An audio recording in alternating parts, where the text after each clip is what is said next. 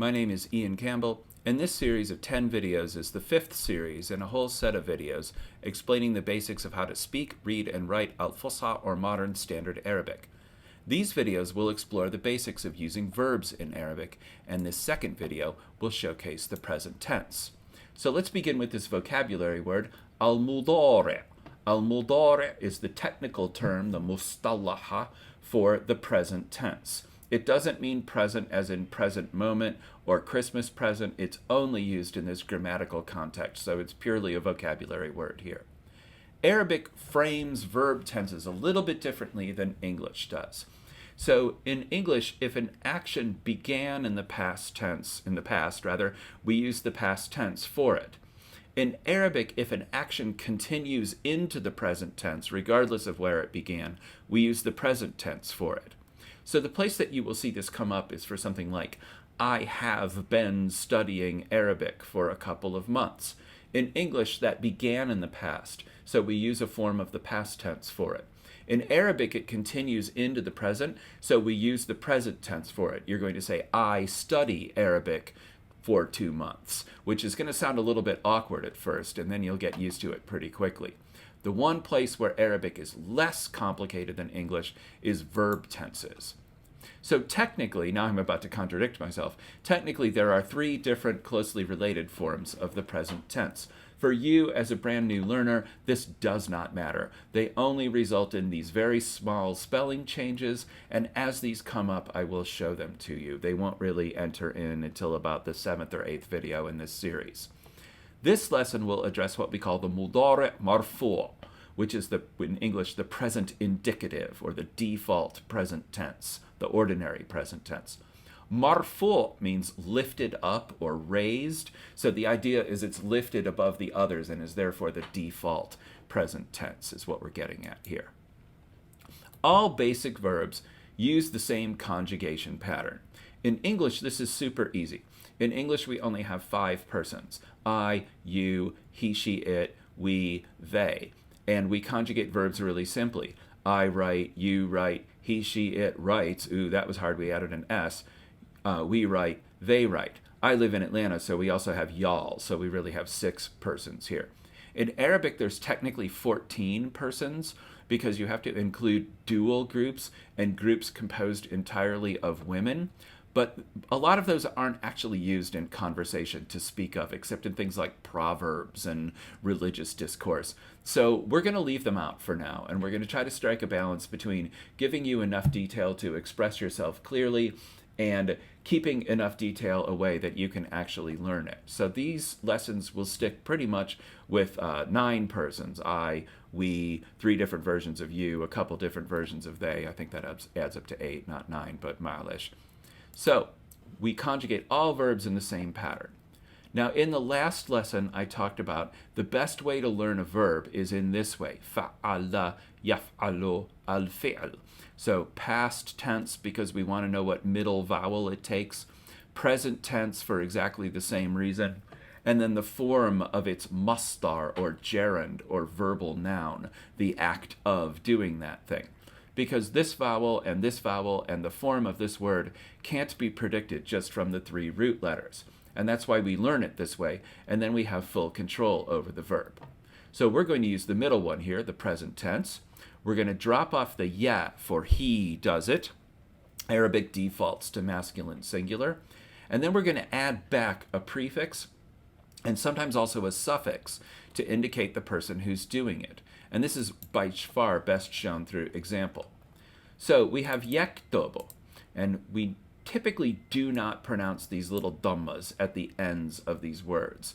We do in certain contexts and if we're trying to be poetic, but for the most part we don't. So the overwhelming majority of people will just say yaktub and not yaktubu.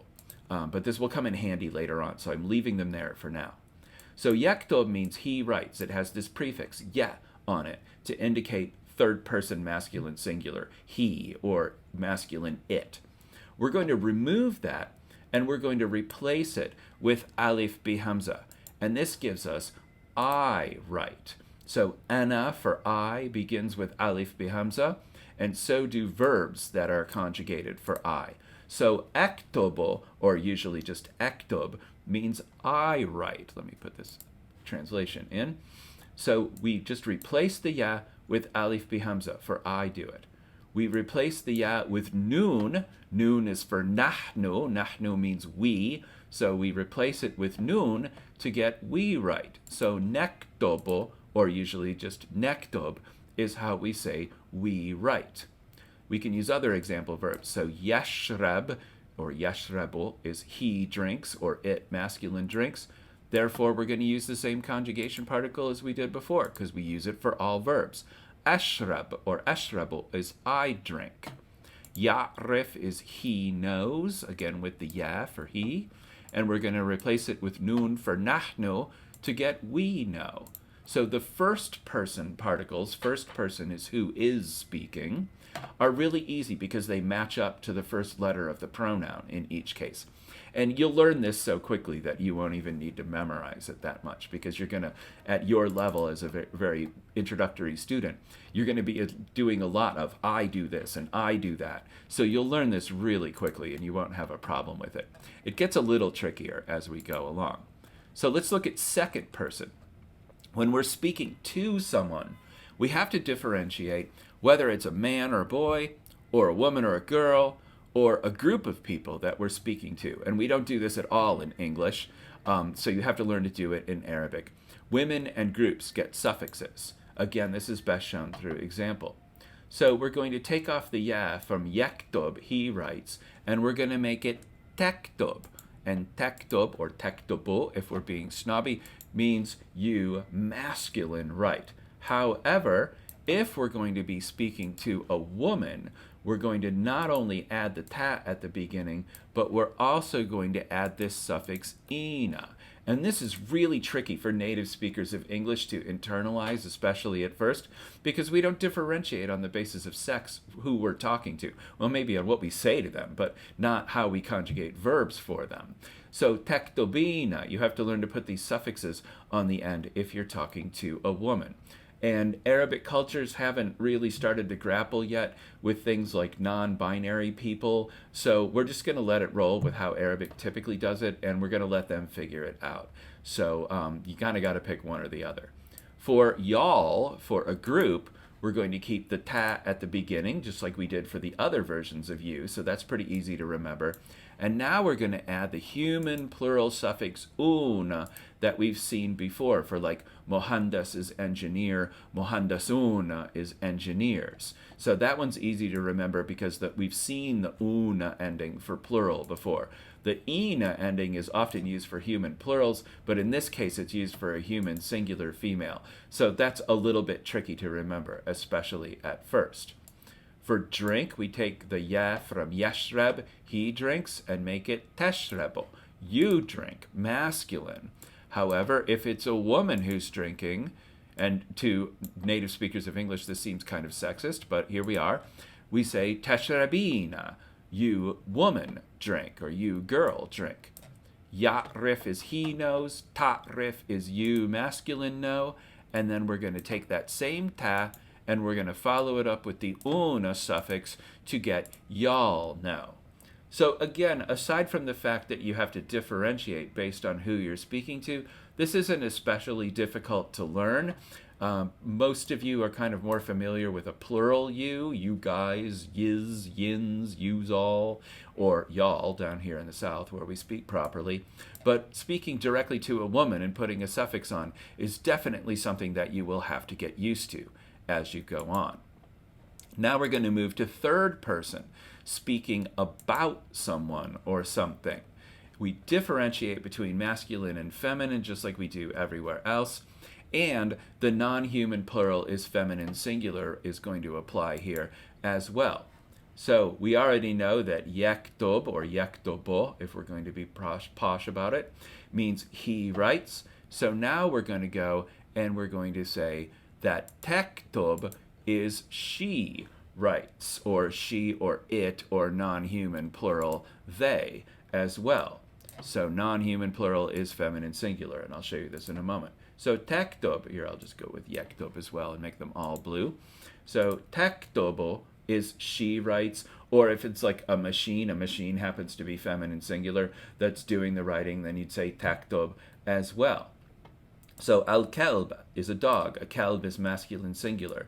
So al-kelb yashrab, because masculine singular it. Remember, we treat animals as if they're non-humans objects, which I don't treat my cats this way. I speak to them as if they could speak both English and Arabic, and sometimes French. Al-qatta is a cat, and it's feminine singular, and so we're going to treat it like a feminine singular person. Al-qatta tashrab. So the cat is drinking or drinks. Because it's feminine singular, we're going to treat it like a feminine singular person. But al-kilab is feminine singular because it's non-human plural, dogs. So we're not going to treat them like people, even if we do in our everyday life.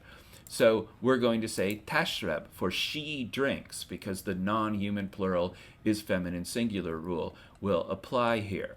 So that's something you have to get used to. You want to call them they in English, but just like everywhere else, we have to call non-human objects or ideas or places or animals, we have to call them she instead of they, which you will eventually get used to, I promise you.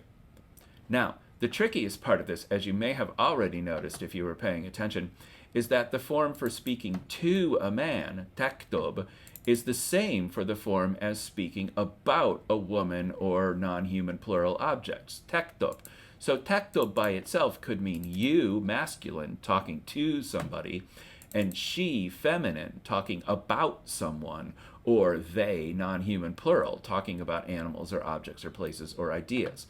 So this is definitely the part that requires a little getting used to. So taktub is for you masculine, or she, it, feminine. But you, feminine, gets a suffix.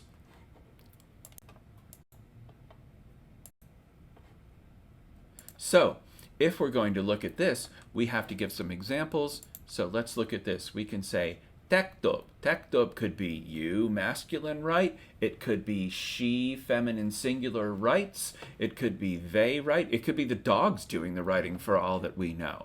So it's a little bit ambiguous by itself. So taktub could mean any of these things. But if we're speaking to a woman, we have to say taktubina. We have to add this suffix on the end. Same thing with drink. Tashrab is you drink, and masculine singular, or she, it, or non-human plural, they drinks. So you drink feminine singular, we have to add the suffix. So this part here is the trickiest bit of the whole thing, and that's the part that you're going to have to pay a little attention to as you go through. There's really no way around it. All right, so you don't need the subject pronoun. You could, if you already know who you're talking about or to, you can leave it off and just conjugate the verb like Spanish does. If you use the subject pronoun where you already know what you're talking about or to, then it emphasizes who's doing that action. So let me show you through examples here. So ya'rif means he knows, or it, masculine singular, knows. Huwa ya'rif, he knows, literally, has the implication that he knows it and somebody else doesn't. This is a little subtle and not always done, but if you see pronouns get repeated like that, that's what's going on there. It's emphasizing that that person and somebody else, and not somebody else, is doing that action. Also, it sounds way classier in a way that just does not translate into English if you put the verb before its subject. So Amira is someone's name. It means commander and often gets translated as princess, but it really means the person giving the orders. So Amira, a common woman's name. Amira Tedrus, because she's feminine singular, we're going to say Tedrus. So Amira Tedrusu at-tarikh. At-tarikh is the study of history. It also means the date, like today's date is Tisat October. So Amira Tadrus at-tarikh. If you know what the words mean, this sentence is really transparent to an English speaker. Amira is studying or studies history. We say at-tarikh, we say the history, because whenever we talk about something in the abstract or in general in Arabic, we try to use alif lam.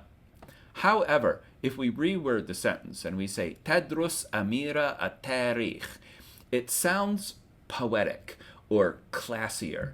And this just doesn't translate into English. This is a more literary way. You'll see this in writing a lot, very, very rarely in speaking, unless the person is reading from a prepared text or speaking in a very formal sense. But look out for this. You'll see, and I'll do a whole unit on this where you put the verb first at some point later on. So, تدرس أميرة التاريخ, it sounds more poetic and classy. It's like saying, Amira studies history, in a way that just, it doesn't translate into English. But it's often done, especially in written texts, so watch out for it.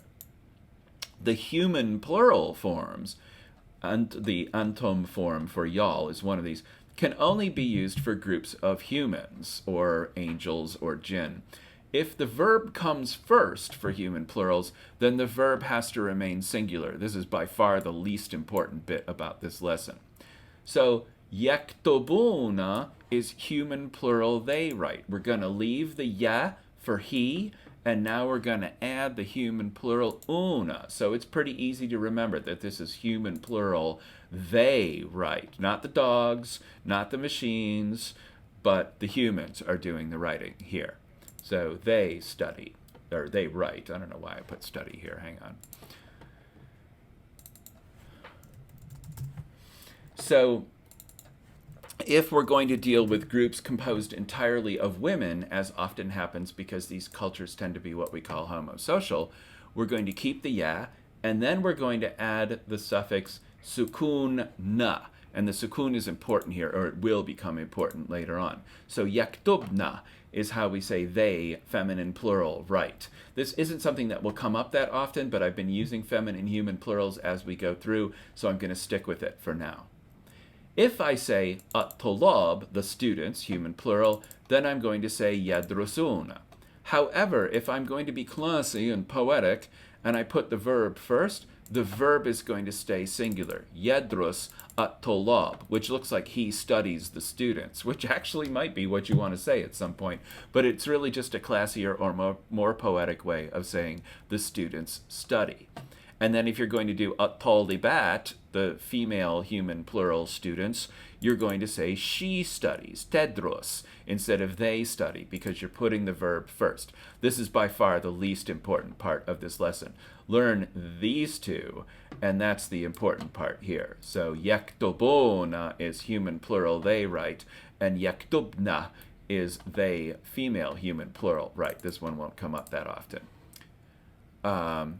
Lastly, to negate any present tense verb, you just put la for no in front of it, so that's very easy.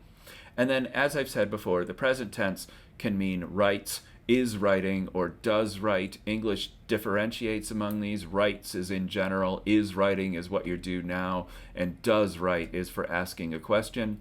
English makes this difference, but Arabic doesn't. It just uses the same set of verb conjugations for everything. So, la yaktub, he doesn't write. Notice that there's a little bit of a space between the ya and the yaktub. I often see students sticking the la right in front of it with no space. So please put a little bit of a space there. You don't have to do very much. So this could mean he's not writing right now, or he doesn't write, he's illiterate, or just hates writing. It's going to depend upon context, which one it's going to be. La ashrab. So la ashrab could be I'm not drinking, or it could be I don't drink. And again, it's going to depend on context. La ya'rifun, la ta'rifun, you don't know, is what we're going to say here. And let me fix that. So we're going to take the la, and we are going to put a little space in between it and the verb. I can use the question word hal, which is saying, hello, I am a yes or no question, and then just put it right before the verb. Hal taktubina, are you writing? Or for that matter, do you write? And we're speaking to a woman here, and we know this because of the suffix. Or I could say, hal ta'rifuna, do y'all know? The answer, I guess, I don't know what you all know, but I hope you know more as a result of this video. So I'm going to talk about commands in the next one, but for now I'm going